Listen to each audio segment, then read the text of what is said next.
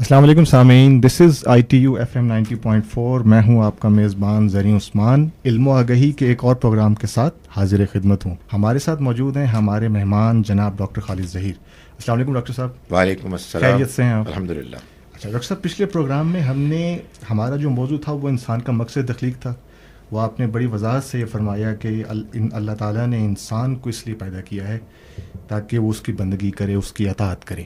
تو لیکن ہم یہ دیکھتے ہیں کہ انسان جو ہے پیدا تو اللہ تعالیٰ کی بندگی کے لیے کیا گیا ہے، لیکن وہ انسانوں کے درمیان موجود ہے. تو انسان کو انسانوں کے درمیان موجود کر کے اس سے اللہ تعالیٰ نے اپنی اطاعت چاہیے، اپنی بندگی چاہیے. تو اس سے یہ لگتا ہے کہ ہمیں دو طرح کے تعلق نبھانے ہیں، ایک اللہ تعالیٰ کے ساتھ اور ایک انسانوں کے ساتھ. تو ظاہر ہے یہ تعلق نبھانے کے جو بھی آداب ہیں وہ اللہ تعالیٰ نے بتائے ہوں گے. تو یہ تعلق نبھانے کے آداب ہیں، اس کو ہم کیا کہتے ہیں اور اللہ تعالیٰ نے وہ کیا کیا بتائی ہیں؟ دیکھیے زرین، ایک بات تو یہ ہے کہ جس کو ہم کہتے ہیں عبادت، جی، یہ در حقیقت ایک رویے کا نام ہے. جی، عاجزی، انکساری، ہمبلنس کا رویہ. آپ یوں سمجھیے کہ انسان کی جانب سے اس دنیا میں آنے کے بعد اور شعور کی آنکھ کھولنے کے بعد انسان کا جو حقیقت پسندانہ ریئلسٹک رویہ ہونا چاہیے وہ عبادت کا رویہ ہے. یعنی وہ یہ جان لیتا ہے کہ وہ اس کائنات میں ایک بہت ہی ناتواں کمزور مخلوق ہے، اور اس کائنات کا بنانے والا ایک بہت مضبوط، بہت بڑا، طاقتور، علم رکھنے والا ہمارا خدا ہے. اس کے سامنے ہمیں عاجزی اور انکساری کا رویہ اختیار کرنا ہے. چنانچہ ہم اس کے آگے جھکتے بھی ہیں، اس سے مانگتے بھی ہیں، اس سے دعائیں بھی کرتے ہیں، اس پر بھروسہ بھی کرتے ہیں، اس سے معافی مانگتے ہیں، وغیرہ وغیرہ. یہ سب عبادت کے، بندگی کے مختلف اظہار کے طریقے ہیں. تاہم جیسا کہ آپ نے بالکل بجا فرمایا، ہم اس دنیا میں صرف اللہ تعالیٰ ہی کے ساتھ معاملہ نہیں کرتے، بلکہ اللہ کی ایک وسیع و عریض دنیا میں مخلوق موجود ہے، اور ان کے ساتھ بھی معاملات کرنے ہوتے ہیں. ان کے ساتھ صحیح رویہ اختیار کرنا بھی اسی بندگی میں شامل ہے. ٹھیک ہے. یوں کہیے کہ ہم اللہ کی عبادت ٹھیک طرح سے نہیں کر سکتے جب تک کہ ہم اس کے بندوں کے ساتھ صحیح رویہ اختیار نہ کریں. چنانچہ اللہ نے یہ تو ہمیں بتا دیا کہ ہماری اور جنات کی تخلیق کا مقصد اس کی عبادت ہے، مگر ساتھ یہ بھی بتایا کہ جب ہم یہ عبادت کریں گے تو کیسے کریں گے، ہمیں کیا علم ہے کہ جو حاصل ہوگا جس کے ذریعے سے ہم عبادت کے طریقے کو صحیح انداز میں اختیار کر سکتے ہیں. جی ٹھیک ہے. اور اس عبادت کو اختیار کرنے کے نتیجے میں ہوگا کیا، اس کا نتیجہ کیا نکلے گا. یہ دونوں باتیں بھی اللہ تعالیٰ نے بیان فرمائی ہیں. پہلی بات کا جواب یہ ہے کہ یہ عبادت جو ہم اس دنیا میں اللہ کی کرنے کے لیے آئے ہیں، اس کے لیے اللہ نے جو ہم کو علم دیا ہے وہ الکتاب اور الحکمہ پر مشتمل ہے. ٹھیک ہے. یہ الکتاب اور الحکمہ ہم کو اللہ کے پیغمبروں نے سکھائی ہے. ٹھیک ہے. الحکمہ کیا ہے؟ الحکمہ اصل میں اخلاقیات اور ایمانیات کا مجموعہ ہے. ٹھیک ہے. اور الکتاب کیا ہے؟ الکتاب ہے قانون اور شریعت. سو اللہ کا وہ دین جو پورے کا پورا اصل میں اس لیے ہم کو دیا گیا ہے کہ ہم اس کو جانیں، اس کو مانیں، اس کو اختیار کریں، تاکہ ہم اللہ کی عبادت کریں. اس کو اختیار کرنے کے نتیجے میں اس میں یہ 3 اجزاء ہیں. الحکمہ جس کے 2 اجزاء ہیں، اخلاقیات، ایمانیات، اور الکتاب جو اصل میں قانون اور شریعت ہے. ظاہر ہے یہ تینوں باتیں تفصیل طلب ہیں، مگر آپ کے سوال کا جواب یہ ہے کہ دین کا بڑا حصہ الحکمہ ہے جو اصل میں اخلاقیات پر مبنی ہے. اور اخلاقیات سے مراد دوسروں کے ساتھ صحیح تعلق قائم کرنا. دوسروں میں سب سے بڑا دوسرا اللہ ہے. ٹھیک ہے. اور اس کے بندے ہیں. تو یہ اصل میں دین کا پورا کنٹینٹ ہے. ٹھیک ہے. ٹھیک ہے سامعین، یہاں پر وقت ہوا ایک بریک کا. انشاءاللہ بریک کے بعد دوبارہ حاضر ہوتے ہیں. ویلکم بیک سامعین. اچھا ڈاکٹر صاحب، بریک پر جانے سے پہلے ہم بات کر رہے تھے کہ اخلاقیات کسے کہتے ہیں. اس میں آپ نے بتایا کہ دین جو ہے وہ الکتاب اور الحکمہ ہے. الحکمہ پر بات کرتے ہوئے آپ نے یہ فرمایا کہ ایمانیات اور اخلاقیات کا مجموعہ ہے. اچھا، یہ بڑی انٹرسٹنگ بات ہے کہ اخلاقیات کے ساتھ ایمانیات کا کیا تعلق ہے، اس پر ذرا. جی، اصل میں یوں سمجھیے کہ ایک تو ہم کو قرآن سے معلوم ہوتا ہے کہ الحکمہ سے مراد اخلاقیات ہے، اور قرآن ہی سے معلوم ہوتا ہے کہ الحکمہ سے مراد ایمانیات ہے. تو میں یہ وضاحت کر رہا ہوں کہ یہ بات میں اپنی طرف سے نہیں کہہ رہا کہ الحکمہ میں اخلاقیات اور ایمانیات شامل ہیں. آپ اگر پوچھیں کیسے، تو میں گزارش کروں کہ سورہ بنی اسرائیل جو 17 سورہ ہے، اس میں اللہ تعالیٰ نے آیت نمبر 22 سے لے کر 39 تک وہ احکام بیان کیے ہیں جن کو کہ بہت سے مفسرین نے قرآن کے احکام عشرہ 10 کمانڈمنٹس قرار دیے. وہ اصل میں 10 ہیں. ان سب کو اگر آپ دیکھیں تو وہ اخلاقیات ہیں. اللہ کے سوا کسی کی عبادت نہیں کی جائے گی، والدین کے ساتھ حسن سلوک کیا جائے گا، غریب رشتہ داروں کی مدد کی جائے گی، زنا کے قریب نہیں آیا جائے گا، قتل نہیں کیا جائے گا، وغیرہ وغیرہ، تکبر نہیں کیا جائے گا. آخر میں اللہ تعالیٰ بیان فرماتے ہیں کہ یہ ذالک مما اوحا الیک ربک، اے پیغمبر صلی اللہ علیہ وسلم، یہ وہ وحی ہے یا وحی کا حصہ ہے کہ جو ہم نے آپ کی طرف بھیجا من الحکمہ، حکمہ کی کیٹیگری میں. قرآن نے خود ان اخلاقیات کو الحکمہ قرار دیا. ایک دوسری جگہ سورہ شورا میں اللہ تعالیٰ نے ایک اور بات کرتے ہوئے فرمایا، نبی صلی اللہ علیہ وسلم کو خطاب کرتے ہوئے کہ ما انت تدری مل کتاب ولل ایمان، آپ نہ کتاب کو اس سے پہلے جانتے تھے نہ ایمان کو جانتے تھے. پہلے جو ہم نے آیات کا ریفرنس دیا وہاں کتاب کے ساتھ حکمہ آیا تھا، یہاں حکمہ کی جگہ اللہ تعالیٰ نے ایمان کو بیان کیا. تو معلوم یہ ہوا کہ ایمان ہی الحکمہ ہے. اب یہ سوال پیدا ہوا جو آپ نے پوچھا کہ بھائی یہ اخلاقیات اور ایمانیات میں کیا تعلق ہے. یہ بڑا ہی گہرا تعلق ہے. اخلاقیات ایک ریالٹی ہے. آپ مزید پوچھیں گے تو میں اس کا جواب دوں گا. تمام انسان حیرت انگیز طریقے سے جس علاقے سے تعلق رکھتے ہوں، جس زمانے سے تعلق رکھتے ہوں، یہ کہتے ہیں، یہ مانتے ہیں کہ سچ بولنا اچھی بات ہے، جھوٹ بولنا بری بات ہے، انصاف کرنا اچھی بات ہے، نا انصافی کرنا بری بات ہے، وغیرہ وغیرہ. یہ ہوا کیسے؟ اس کا جواب ہے ایک اللہ نے ہم سب کو پیدا کیا. تو اخلاقیات سے پیدا ہونے والا سوال تھا کہ جس کا جواب ایمانیات نے دیا. دوسرا سوال، یہ اخلاقیات ہم کو ملے کیوں؟ اس کے نتیجے میں تو بڑی مشکلات پیدا ہو جاتی ہیں. آپ دل میں ضمیر میں محسوس کرتے ہیں کہ سچ بولنا ہے، بازار منڈی میں سچ بولنے سے نقصان ہوتا ہے. آپ عدالت میں جائیں تو مقدمہ ہار جاتے ہیں سچ بول کے. تو اب کیا کریں؟ آخر کیوں ہے یہ؟ اس کا جواب ہے آخرت. یہ دنیا ایک امتحان ہے اور امتحان اخلاقیات ہی کا ہو رہا ہے. ان اخلاقیات پر عمل کریں گے تو آپ آخرت میں کامیاب ہوں گے.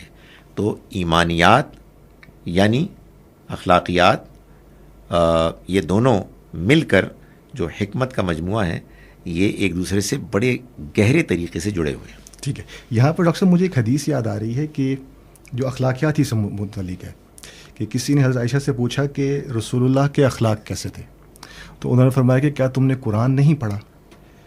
تو جو قرآن تھا وہی رسول اللہ کا اخلاق تھا. تو اس کا کیا یہ مطلب ہے کہ سارا کا سارا قرآن ہے ہی اخلاقی گائیڈ لائن؟ کوئی شبہ نہیں ہے. یعنی نبی اکرم صلی اللہ علیہ وسلم مجسم چلتا پھرتا قرآن تھے. قرآن مجید اللہ کا کلام ہے. قرآن مجید سے یہ معلوم ہوتا ہے کہ اللہ ہم سے کیا چاہتا ہے.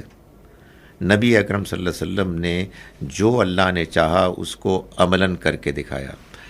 حقیقت واقعہ یہ ہے کہ اگر آپ قرآن کو پڑھیں نا تو آپ کو یہ معلوم ہوتا ہے کہ قرآن اصلاً نبی اکرم صلی اللہ علیہ وسلم کے ساتھ اللہ تعالیٰ کا کلام ہے، گفتگو ہے. بعض صورتوں میں حضور کے ذہن میں پیدا ہونے والے سوالات خیالات کا جواب ہے. تو یہ قرآن اصل میں جو آئیڈیل پیش کرتا ہے اپنی توقعات کی شکل میں، اپنے احکام کی شکل میں، وہ آئیڈیل عملاً مجسم نظر آنے والی زندگی میں نبی اکرم صلی اللہ علیہ وسلم کا اسوہ حسنہ ہے. تو حضرت عائشہ رضی اللہ عنہا کا یہ ارشاد بہت حکیمانہ ہے. اس میں ایک اور بھی کیا کہتے ہیں، مجھے ایک حدیث یاد آ رہی ہے جو اخلاقیات سے متعلق ہے، اور اس حدیث سے اخلاقیات کی اہمیت کا پتہ چلتا ہے. اس میں یہ ہے کہ رسول اللہ نے فرمایا کہ اللہ تعالیٰ کے اخلاق اپناؤ، حدیث میں یہ فرمایا. تو اس سے یہ پتہ چلتا ہے کہ اخلاقیات اس زمین میں اتنے اہم ہیں کہ اللہ تعالیٰ بھی بعض اخلاق جو ہیں وہ ان کو اپناتا ہے. تو اس حدیث کا اصل میسیج کیا ہے؟ دیکھیں، اللہ تعالیٰ کو ہم جانتے ہیں اس کی صفات کے ذریعے سے. اس کی صفات جب ہم جان لیتے ہیں تو ہم اس کے مطابق اپنے آپ کو ڈھالتے ہیں. مثال کے طور پر اللہ سب کچھ جانتا ہے. اللہ کے علم سے کوئی چیز خالی نہیں، کوئی چیز مخفی نہیں. اس کا کیا مطلب ہے؟ اس کا مطلب یہ ہے کہ بھائی جو کچھ کرتے ہو یہ سوچ کے کرو کہ تمہارا اللہ جانتا ہے. حد یہ ہے کہ انہ علیم بذات الصدور، وہ تو سینوں کے بھیدوں سے بھی واقف ہے. تو آپ اپنا اخلاق، اپنا کردار، اپنا رویہ اللہ کی صفات کو جان کر اختیار کرتے ہیں. ٹھیک ہے. اسی طرح سے مثال کے طور پر اللہ کی صفت ہے اللہ حکیم ہے. اللہ کا کوئی فیصلہ غلط نہیں ہو سکتا، حکمت پر مبنی ہوتا ہے. اس دنیا کو وہ چلا رہا ہے. چنانچہ آپ کے ساتھ کچھ ایسے واقعات ہوتے ہیں جن پر آپ پریشان ہیں، مطمئن نہیں ہیں، بے چینی ہے، بعض اوقات مایوسی ہو جاتی ہے. تو آپ اپنے آپ کو یقین دلائیے، باور کرائیے کہ اللہ حکیم ہے، اس کا کوئی فیصلہ غلط نہیں ہو سکتا. آپ اپنے رویے کو ٹھیک رکھیے، آپ زندگی کے امتحان میں کامیاب ہوئیے، اس لیے کہ اللہ جو الحکیم ہے وہ اس دنیا کو چلا رہا ہے، اور اس کے چلانے میں، اس کے فیصلوں میں کبھی کوئی غلطی نہیں ہوتی. یہ اور بات ہے کہ ہمیں بہت سے اس کے فیصلے سمجھ میں نہیں آتے. کیوں؟ اس لیے کہ ہمارا علم محدود ہے. تو اللہ کی صفات کے مطابق ہمیں اپنی زندگی گزارنی ہے. یہی ہے اصل میں اس کے اخلاق کے مطابق اپنے آپ کو ڈھالنا. ٹھیک ہے. ٹھیک ہے سامعین، یہاں پر وقت ہوا ایک بریک کا. بریک سے واپس آ کر گفتگو کو انشاءاللہ یہیں سے شروع کریں گے. Please take a break. Welcome back after the break. میں ہوں آپ کا میزبان زرین عثمان، پر اپنے پروگرام علم و آگہی کے ساتھ حاضر خدمت ہیں. ہمارے ساتھ موجود ہیں جناب ڈاکٹر خالد ظہیر. ڈاکٹر صاحب، بریک پہ جانے سے ہم پہلے بات کر رہے تھے کہ اس حدیث کے جس میں رسول اللہ نے فرمایا کہ اللہ تعالیٰ کے اخلاق اپناؤ، اسی ضمن میں آپ سے ایک سوال یہ ہے کہ ہم یہ دیکھتے ہیں کہ اللہ تعالیٰ جو ہے اپنے بندوں کی بے شمار غلطیوں کے باوجود ان کو معاف کر دیتا ہے. تو کیا ہم یہ کہہ سکتے ہیں کہ دین میں بھی ہم سے عین یہی مطالبہ ہے کہ جس طرح اللہ تعالیٰ اپنے بندوں سے معاملہ کرتا ہے اسی طرح ہم دوسرے انسانوں سے معاملہ کریں؟ جی بالکل، یہ ایسے ہی ہے. اس کے بھی دو پہلو ہیں. ایک تو ظاہر ہے وہی بات جو میں پہلے بھی گزارش کر رہا تھا کہ اللہ کی صفات کے شعور کے پیش نظر ہمیں اپنا رویہ اختیار کرنا ہے. جی. اللہ غلطیوں کو معاف کرتا ہے. ہم نے غلطی جان بوجھ کر نہیں کرنی، لیکن اگر ہو گئی ہے تو اس سے معافی مانگنی ہے، اس امید، اس یقین کے ساتھ کہ اللہ معاف کرنے والا ہے. اور چونکہ ہم نے اللہ سے معافی مانگنی ہے، ہمیں معلوم ہے ہم کمزور ہیں، ہمیں دوسروں کو معاف کرنا ہے. ٹھیک ہے. اللہ تعالیٰ قرآن مجید میں یہ بیان کرتے ہیں کہ کیا تم اس چیز کی اللہ سے امید توقع نہیں رکھتے کہ وہ تمہیں معاف کرے؟ تو بھلا پھر تم دوسروں کو معاف کیوں نہیں کرو؟ تو یہ یقیناً ایک وہ انڈرسٹینڈنگ ہے اللہ کے بارے میں کہ جو ہمیں بااخلاق بنانے کی طرف مائل کرتی ہے. اس لیے کہ بااخلاق ہونے کا ایک بڑا اہم پہلو یہ ہے کہ آپ لوگوں کی غلطیوں کے باوجود ان کو معاف کریں. ٹھیک ہے. اس میں ایک سوال یہ پیدا ہوتا ہے کہ اللہ تعالیٰ کی صفت رحمت تو بہت بڑی ہے، اس سے انسانوں کا تو کوئی موازنہ ہی نہیں کیا جا سکتا. تو جب اتنا بڑا گیپ ہے تو اس میں عام انسان جو ہیں وہ اللہ تعالیٰ کو رول ماڈل کیسے بنا سکتا ہے؟ اس میں دیکھیے، اللہ تعالیٰ کو رول ماڈل اس پہلو سے کہ اللہ نے جو کچھ ہمیں ہماری شخصیت میں، ہماری فطرت میں دیا ہے، ہمیں اس کو بہتر سے بہتر طریقے سے اختیار کرنا ہے. ہم ایسے بنا سکتے ہیں کہ ہم کو اللہ تعالیٰ کی رحمت ہی سے سب کچھ ملا ہے، اور ہم اللہ کی رحمت ہی سے توقع کرتے ہیں کہ وہ ہمیں درگزر کرے گا، ہمیں آخرت میں کامیاب کرے گا. جب ہم اس سے اس چیز کی توقع کرتے ہیں تو پھر ہم اس کی مخلوق سے جب معاملہ کریں گے تو یہ کیسے ہو سکتا ہے کہ ہم معاملہ کسی اور مختلف بالکل متضاد طریقے سے کریں؟ ہم اس کے بندوں پر رحم کریں گے اس توقع کے ساتھ کہ اللہ ہم پر رحم کرے گا. دوسری چیز یہ ہے کہ اللہ تعالیٰ تو رحمان و رحیم ہونے کے باوجود بعض اوقات لوگوں کو سزا بھی دیتا ہے، بعض اوقات لوگوں کے ساتھ سختی کا معاملہ بھی کرتا ہے. اس کی وجہ کیا ہے؟ اس کی وجہ یہ ہے کہ وہ یہ جانتا ہے کہ بعض لوگ بعض اوقات سختی کے نتیجے میں ٹھیک ہوں گے. وہ جانتا ہے کہ بعض اوقات بعض لوگ اس کی رحمت کے مستحق نہیں رہے. ہم تو ان میں سے کوئی چیز بھی نہیں جانتے, تو ہمارے پاس تو اس کے سوا کوئی چارہ چوائس ہی نہیں ہے کہ ہم بندوں کے بارے میں نرمی اختیار کریں, اس لیے کہ وہ غلطی کتنی کر رہے ہیں, کس نیت سے کر رہے ہیں, یہ ہم جانتے ہی نہیں ہیں. سوائے اس کے کہ ظاہر ہے بعض اوقات آپ کو کسی کی اصلاح کرنی ہو تو اصلاح کے پیش نظر آپ بعض اوقات ٹوکتے ہیں, لیکن بہرحال ہمیں نرم ہونا چاہیے, ہمارے اندر رحمت ہونی چاہیے. اور سچی بات ہے کہ اس کا بہترین نمونہ نبی اکرم صلی اللہ علیہ وسلم کی ذات گرامی میں. اللہ تعالیٰ نے مسلمانوں کو اس بات پر اپنا احسان جتلایا کہ یہ اللہ کا احسان ہے مسلمانوں تم پر کہ فبما رحمت من اللہ لنت لہم, کہ آپ اے پیغمبر ان کے معاملے میں نرم ہیں. ٹھیک ہے, آپ نے فرمایا کہ دین جو ہے وہ الکتاب اور الحکمہ ہے. الحکمہ کو تو ہم نے پوری طرح کور کر لیا, اب ذرا الکتاب کو بھی کھول دیجیے.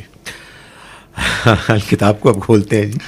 بعض اوقات الکتاب کو اس خاص پس منظر میں کھولنے میں یہ مشکل پیش آتی ہے کہ لوگ الکتاب سے واقعی لٹرلی کتاب مراد لیتے ہیں. اچھا, اس آیہ مبارکہ میں, یعنی میں یہ بات کر رہا ہوں ان 4 آیات کے پس منظر میں کہ جس کو ہم نے پچھلی مرتبہ ڈسکس کیا, ٹھیک ہے, جس میں اللہ تعالیٰ نے فرمایا کہ اللہ نے اپنے پیغمبر صلی اللہ علیہ وسلم کو بھیجا یتلو علیہم آیاتی, کہ وہ ان کے سامنے اس کی آیات پڑھ کر سناتے ہیں, وَيُزَكِّيهِمْ, اور ان کا تزکیہ کرتے ہیں, وَيُعَلِّمُهُمُ الْكِتَابَ وَالْحِكْمَةَ, اور ان کو کتاب اور حکمت کی تعلیم دیتے ہیں. یہ قرآن مجید میں 4 جگہوں پر آیت آئی ہے. میں مثال کے طور پر بتا رہا ہوں, ایک جگہ سورہ جمعہ جو سورہ نمبر 62 ہے, 62, اس کی آیت نمبر 2 ہے. ٹھیک ہے, اس میں جو اللہ نے دین کے کنٹینٹس بتائے, الحکمہ جس کو ہم ڈسکس کر چکے, اور الکتاب شریعت ہے. ٹھیک ہے, اور شریعت سے کیا مراد ہے؟ شریعت سے مراد ہے اخلاقیات میں پیدا ہونے والے بعض وہ سوالات کہ جو پیچیدہ ہیں, جن کو انسان خود حل نہیں کر سکتا, ان میں سے بعض کے بارے میں اللہ کا واضح جواب کہ یہ ہے میرا حل, یہ ہے میرا فیصلہ, اس کو شریعت کہتے ہیں. مثال کے طور پر آپ نے کاروبار میں دیانتداری کرنی ہے, لوگوں کو دھوکہ نہیں دینا, وعدہ خلافی نہیں کرنی, ان کے مال کو ہڑپ نہیں کرنا, وغیرہ وغیرہ, یہ اخلاقیات ہیں. مگر سود لینا یا نہیں لینا, یہ وہ معاملہ ہے جس میں لوگ ایک دوسرے سے اختلاف کرتے ہیں, لوگ کلیئر نہیں ہیں. آپ جانتے ہیں ایک دنیا سود لے رہی ہے, ان کو اس بارے میں یہ احساس نہیں ہے کہ یہ اخلاقی طور پر بات غلط ہے یا نہیں ہے. خدا تعالیٰ نے آسمان سے اپنی وحی کے ذریعے سے فیصلہ سنا دیا کہ یہ غلط ہے. یہ ہے اصل میں شریعت. تو شریعت تو اصل میں اللہ کی طرف سے کنٹروورشل اختلافی مسائل میں اللہ کا فیصلہ ہے. ٹھیک ہے, تو آپ نے ایک تو یہ بات فرمائی کہ انسان جو ہے اخلاقیات, اخلاقی شعور اور اخلاقی احساس جو ہے یہ لے کر آیا ہے. تو جو چیز ہمیں لے کر آئے ہیں اس کی بعد میں کتاب کے ذریعے پیش کی جانے کی کیا ضرورت ہے؟ قرآن مجید نے اسی لیے اپنی کتاب کو بتایا کہ یاد دہانی ہے. ٹھیک ہے, یاد دہانی کے لیے لے کے تو ہم آئے ہیں, ٹھیک ہے, لیکن اس کے بعد ہم اس کو بھول جاتے ہیں. اب آپ پوچھیں کہ بھول کیوں جاتے ہیں؟ صحیح. بھائی بھول اس لیے جاتے ہیں کہ اخلاقیات پر عمل کرنے کے راستے میں 2 بڑی رکاوٹیں ہیں. ایک ہماری خواہشات اور ایک ہماری انانیت. خواہشات کو مشتعل کرنے کے لیے دنیا ہے, دنیا کی رنگینیاں ہیں, اس میں لالچیں ہیں. تو آدمی ایک طرف جانتا ہے کہ سچ بولنا اچھی بات ہے, اور دوسری طرف جانتا ہے کہ جھوٹ بولنے سے بڑے فائدے ہوں گے, بہت مال ملے گا, لوگوں میں مقبولیت حاصل ہوگی. تو انسان اپنی اس لالچ, خواہش, کمزوری کی وجہ سے جاننے کے باوجود جھوٹ بولتا ہے. ٹھیک ہے, چنانچہ اس کو ایک واضح یاد دہانی کی, ریمائنڈر کی ضرورت ہے کہ دیکھو سچ بولو, یہ سچ کے بارے میں تمہارے اندر کا احساس کہ یہ اچھی چیز ہے اللہ کی طرف سے ہے, اور اس سچ کی بنیاد پر تم آخرت میں کامیاب ہوگے. تو یہ یاد دہانی ہے. محض کچھ قرآنی آیات سن لینا یا احادیث مبارکہ سن لینا, اس سے کیا ہم یہ کہہ سکتے ہیں کہ یاد دہانی کا جو قرآنک فرض ہے وہ پورا ہو جاتا ہے؟ دیکھیں, ابتدا تو ہو جاتی ہے نا. جی. میں اگر بنیادی طور پر ایک اچھا انسان ہوں, لیکن میرے اوپر کچھ گرد و غبار پڑ گئی ہے ماحول کی وجہ سے, اپنی غلطیوں کمزوریوں کی وجہ سے, تو مجھے ایک واضح کانفیڈنٹ ایک پیغام کی ضرورت ہے کہ میرے اندر کی اچھائی اللہ کی طرف سے ہے, وہی الہی یہی کرتی ہے. مجھے اطمینان, اعتماد دلاتی ہے اس لیے کہ سچی بات ہے آدمی ماحول میں رہ کے کمزور پڑ جاتا ہے، ارد گرد لوگ جھوٹ بول رہے ہیں تو بندہ کہتا ہے یار میں ہی صرف سچ بولوں.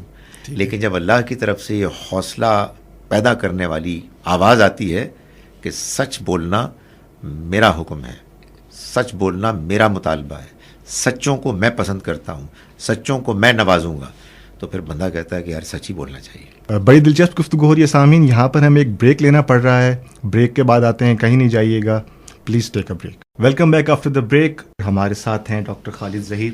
ڈاکٹر صاحب, اگر ہم اسپیسیفکلی انسانی اخلاقیات کی بات کریں تو ہم یہ دیکھتے ہیں کہ انسان اس سے تو اچھی طرح واقف ہے کہ اخلاقیات کسے کہتے ہیں. یعنی وہ ان پیمانوں سے واقف ہوتا ہے کہ جن پیمانوں سے اس کی ذات کو ٹریٹ نہ کیا جائے. جب اس کو برے طریقے سے ٹریٹ کیا جائے اس کو پتہ چل جاتا ہے کہ یہ میرے ساتھ بد اخلاقی ہو رہی ہے. لیکن جب وہ ایکٹیولی اس میں اس کو پارٹیسپیٹ کرنا ہوتا ہے تو ہم دیکھتے ہیں کہ وہ اخلاقی شگفتگی یا وہ اخلاق جو اس کی طرف سے آنا چاہیے وہ نظر نہیں آتا. اور بظاہر یہ لگتا ہے کہ انسان جو ہے اپنی اس ذمہ داری سے دستبردار ہو چکا ہے. اس کی کیا وجہ ہے؟ اس کی وجہ انسان کے اندر وہ لالچ ہے کہ جو انسان کو اپنے فائدے کی طرف دیکھنے اور دوسروں کے نقصانات کو بہت زیادہ اہمیت نہ دینے کی طرف مائل کرتی ہے. یہ آپ نے بالکل صحیح بات بیان فرمائی کہ اخلاقیات کو اور اس کی ضرورت کو محسوس کرنے کے لیے ایک بڑا اہم پہلو یہ ہے کہ ہم اس بات پر غور کریں کہ بھائی جو رویہ ہم نے دوسرے کے اوپر دوسرے کے معاملے میں اختیار کیا ہوا ہے وہی رویہ اگر وہ ہمارے معاملے میں اختیار کرے تو ہمارا کیا رد عمل ہوگا, ہم کیسے محسوس کریں گے. انسان اس چیز کو نظر انداز کر دیتا ہے. انسان کے پاس اس کی صلاحیت ہے, انسان کے پاس اس کا اختیار ہے کہ وہ اپنے اندر اخلاقیات کی حس رکھنے کے باوجود اس کو اپنے اوپر اثر انداز ہونے سے روک لے. یہی تو سارا ہماری زندگی کا امتحان ہے کہ ہمارے اندر ایک سٹرگل جاری ہے. ہمارے اندر خیر بھی ہے, ہمارے اندر شر بھی ہے. ہم ایک جانب جانتے ہیں کہ سچ بولنا صحیح بات ہے, اچھی بات ہے, جھوٹ بولنا بری بات ہے, لیکن جھوٹ بولنے کے فائدے اور اس کی لالچ ہے کہ جو ہم کو سچ سے دور کرتی ہے. اور اس کشمکش میں پھر اللہ کا پیغام, اچھے لوگوں کی صحبت, ہمارا اپنا احساس, یہ ہماری مدد کرتا ہے. تو آدمی اگر اپنی ٹریننگ کرے اور اپنی سوچ کو اس طرح سے ڈھالے, اپنے آپ کو اس طرح سے مینٹلی فوکس کرے کہ یہ جو میں بات کر رہا ہوں اس بات کو اگر کوئی شخص میرے ساتھ کرے تو مجھے کیسا محسوس ہوگا, یا میرے کسی اپنے کے ساتھ کرے. تو انسان اس کشمکش میں کہ جو میں نے گزارش کی ہمارے اندر چل رہی ہے اس میں کامیاب ہوتا ہے جب وہ اپنے لالچ سے, اپنی خود غرضی سے باہر نکلنے کے معاملے میں ہمت کرتا ہے.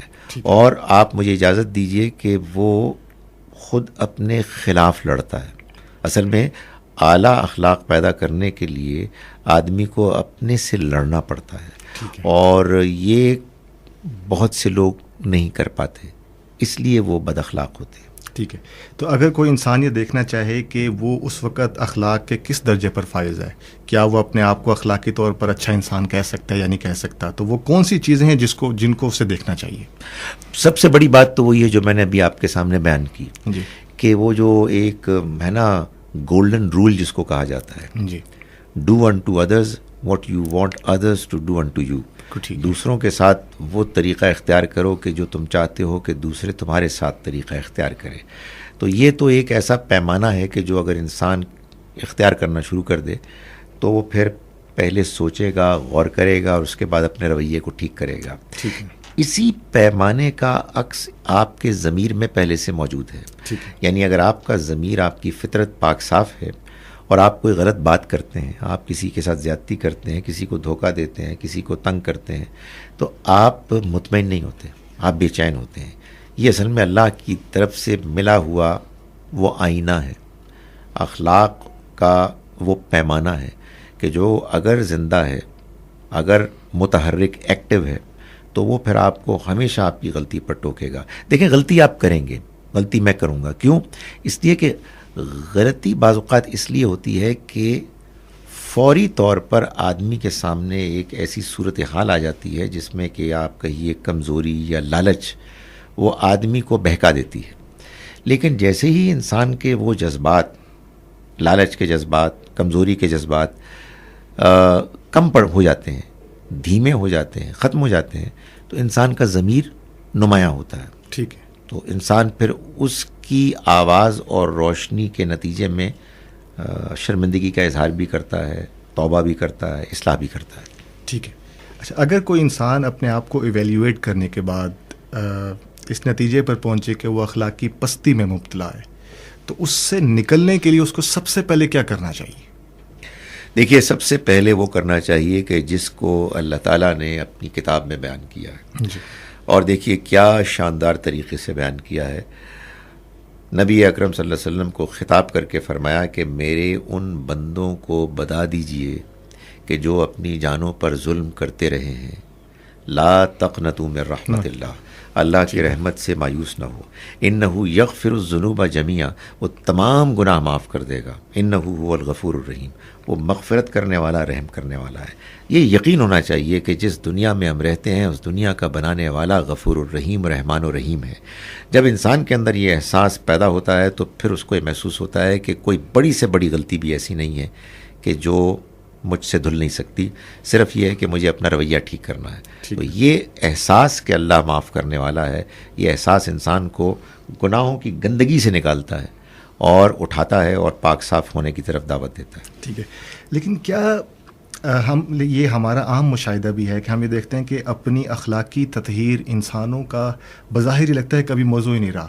یعنی ہم یہ دیکھتے ہیں کہ اخلاقی گراوٹ جو ہے اب گلوبلائز ہوتی جا رہی ہے.